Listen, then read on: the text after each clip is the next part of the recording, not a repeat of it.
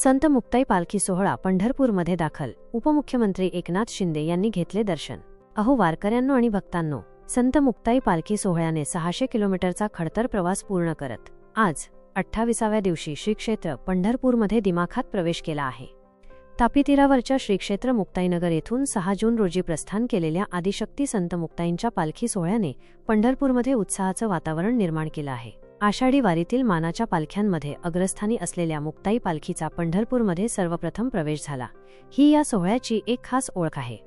पंढरपुरात प्रवेश करताना संत नामदेव महाराजांचे 17वे वंशज ह.भ.प. विठ्ठल महाराज नामदास यांनी मुक्ताई पालखीचं पूजन केलं. त्यानंतर पवित्र चंद्रभागा नदीत आई मुक्ताईंच्या पादुकांना विधिवत स्नान घालण्यात आलं. वारकरी भाविकांनीही चंद्रभागेत पहिलं स्नान करत चंद्रभागेची आरती केली. यावेळी रवींद्र भैयासाहेब पाटील, ह.भ.प. रवींद्र महाराज हरणे, संदीप भैयासाहेब पाटील, सम्राट पाटील, ज्ञानेश्वर हरणे यांच्यासह अनेक वारकरी आणि भाविक उपस्थित होते.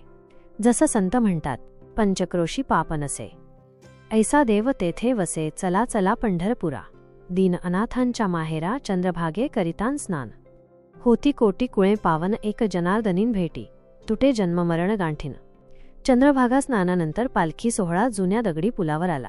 त्यावेळी महाराष्ट्राचे उपमुख्यमंत्री माननीय ना. एकनाथजी शिंदे यांनी संत मुक्ताईंच्या पादुकांचं दर्शन घेतलं. त्यांच्यासोबत राज्याचे जलसंपदा मंत्री माननीय ना. गिरीशभाऊ महाजन आणि शिवसेना धर्मवीर आध्यात्मिक सेनेचे प्रदेशाध्यक्ष अक्षय महाराज भोसले हेही उपस्थित होते. विशेष म्हणजे एकनाथजी शिंदे, गिरीशभाऊ महाजन आणि अक्षय महाराज भोसले हे पालखी सोहळ्याच्या 6 जून रोजीच्या मुक्ताईनगरमधील प्रस्थान सोहळ्यालाही उपस्थित होते. त्यानंतर भव्य मिरवणुकीने पालखी सोहळा दत्तघाटावरील मुक्ताई मठात दाखल झाला. तिथे आईसाहेब मुक्ताईंच्या पालखीची आरती करण्यात आली आणि अशा प्रकारे आईसाहेब मुक्ताईंचा पालखी सोहळा दत्तघाटावरील मुक्ताई मठात श्री क्षेत्र पंढरपूर येथे विसावला आहे. आषाढी पौर्णिमेपर्यंत हा पालखी सोहळा मुक्ताई मठात श्री क्षेत्र पंढरपूर येथे मुक्कामी असेल.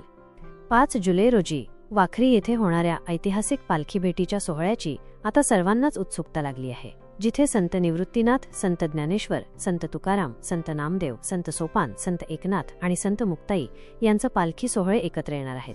हा संत भेटीचा सोहळा नक्कीच अविस्मरणीय असेल.